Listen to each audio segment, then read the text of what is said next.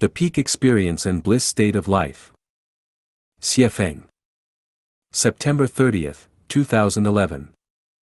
The prestigious American psychologist, Abraham Harold Maslow has presented his theory of the hierarchical needs of life, in which he postulates that self-realization is the highest need of one's life, that the most perfect symbol of obtaining the highest need is peak experiences, and that his definition of it is a strong identity experience. I will summarize the following 18 characteristics of its specific intention here. Everything blends into one harmonious and integrated whole. Becoming an integral part of nature by losing oneself and melting into it. Being in the best state as when a river flows vigorously. Being good at what one does and handling things with great facility. Being full of confidence as if all can be conquered. Being free from suffering and optimistic about everything. Being as unsophisticated and pure as a newborn baby. Being flexible and tactical and improvise at will. Being unique by blooming one's own nature fully. Being absorbed in the present. Being unworldly and regarding spiritual pursuit as supreme. Being in a state of perfection with abundant essence, chi, and spirit. Being poetic and full of mysterious ecstasy. Release one's energy completely and being clear, bright, and fresh, and as if all inner. Feeling fresh, clear, and being free from hostility and hate within. Being free from worldly affairs and at absolute peace. Immersing oneself within the ecstasy of delight and feeling everything's amazement. Being overjoyed and grateful for God's. How many people can enjoy the peak experience that is described above? I suppose very few. What does that wonderful state that obsesses you and makes you lose yourself and meld with the outside world feel like? Consider the following descriptions. I feel like I am in heaven. I have a vague sense of vertigo, that exciting warmth, fullness, wetness, and power. I feel extremely excited and out of breath. At the same time, my head becomes as light as a feather, as if I were dreaming with a vague, distant voice, in a stagnant moment. Joy, pleasure, excitement, and thrill all make me madly joyous. I feel so terrific, seems in my body's best state. I feel as if I were awakening into a new life which had just begun at that moment. It felt wonderful, almost unbearable ecstasy for a human being. Charming. Blood rushing. Desperate. Gone with the spirit. Absolute excitement. Wonderful. Intoxicating. Powerful. Beauty beyond words. In some aspects, my libido awakens me and gives me a chance to transcend myself, awakening from the dense fog of daily life and being. I feel as if being away from my flesh, from my spirit, with no care for everything that matters to my daily self. My life stays here like the eternal, but all in one instant, tasting the sweetness and beauty of life, blending into each other mightily. An amazing feeling, my own self-existence in another dimension, floating and melting from the supporting point of my life. A sudden gush of roaring fire, strong, devouring, wonderful. A pleasant, refreshing, irresistible sensation, growing until it becomes a rapid, high-altitude, screaming rocket with blast-like pleasure appearing in my sexual organs and then radiating throughout my entire body while everything else has gone. My inside feels full of vitality, its strength, wetness, heat, and intensity feel wonderful.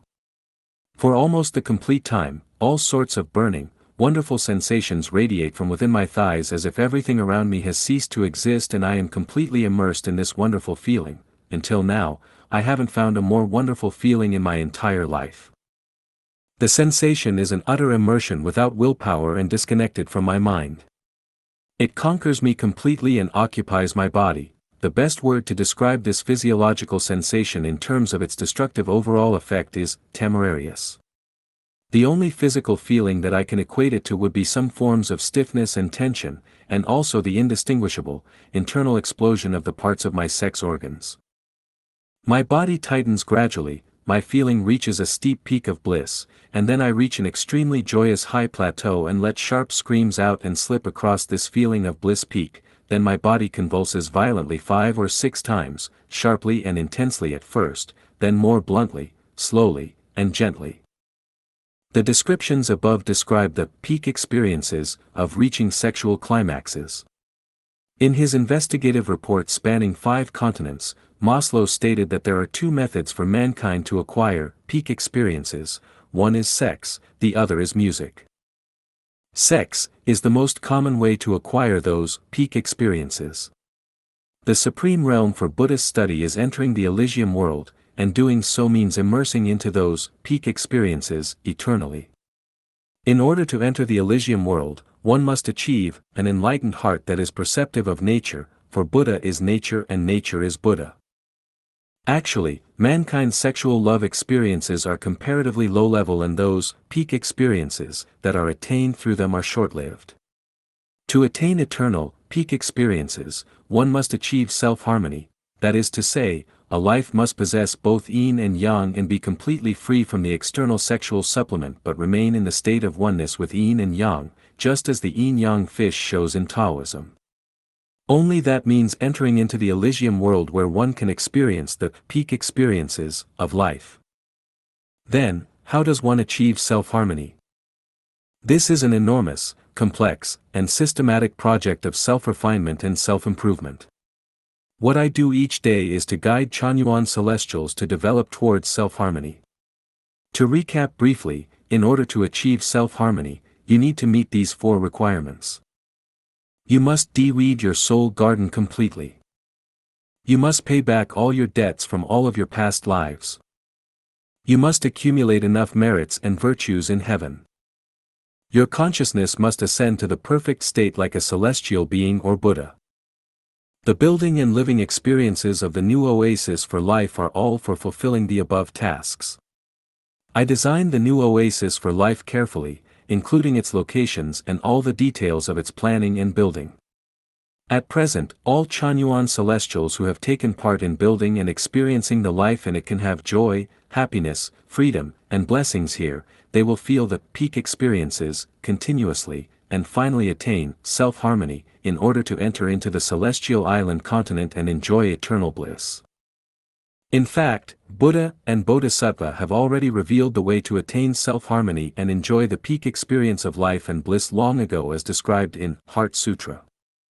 When Bodhisattva Avalokiteshvara, Lord who looks down with compassion, attained enlightenment through his profound wisdom, he realized that all forms, feelings, thoughts, behaviors, and cognitions are only illusions. With this realization, he moved beyond all suffering and difficulty. Sariputra. Therefore, the tangible comes from the invisible which contains it. There are no essential differences between the two and the same applies for feelings, thoughts, behavior, and cognition. No matter which of the above, none of their natures have birth or death, being or non-being, defilement or purity, or increasing or decreasing. Therefore, the nature of the world and of life is invisible, neither any individuals, nor any of their sensations listed above really exist. Thinking, and our physical perceptions of seeing, hearing, smelling, tasting, and feeling mislead us into our illusions and apply questions to our cognitions about good versus evil, ego versus non-ego, wise versus unwise, life versus death, and attainment versus non-attainment of supreme dharma. All of these perceptions are only illusions. The Bodhisattva relied on the wisdom that could bring him to the shores of freedom. He was entirely free from worry and thus overcame all fears and all that upset him, leaving behind this distorted, illusory world, and ultimately attaining nirvana. All Buddhas of the past, present, and future have and will continue to rely on that same wisdom to bring them to the shores of freedom, help to attain supreme authentic wisdom. Therefore know that wisdom that can bring us to the shore of freedom is a great spiritual mantra, a great bright mantra, a supreme mantra, an unequaled mantra. It can remove all suffering, it is genuine and not false. It reads, go, go, go. Go to the other shore with transcending wisdom, go to the realm of freedom, go to attain enlightenment soon, just go. Finally, I want to repeat the last words of Heart Sutra. Go, go, go. Go to the other shore with transcending wisdom, go to the realm of freedom, go to attain enlightenment soon, just go.